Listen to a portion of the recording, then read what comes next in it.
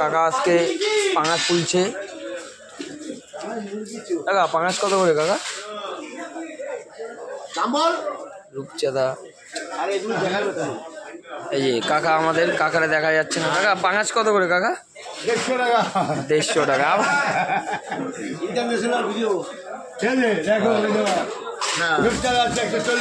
140 রূপচাঁদা।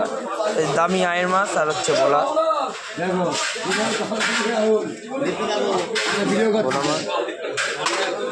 ভালো করে দেখায়। কাকা রূপচাঁদা কত করে?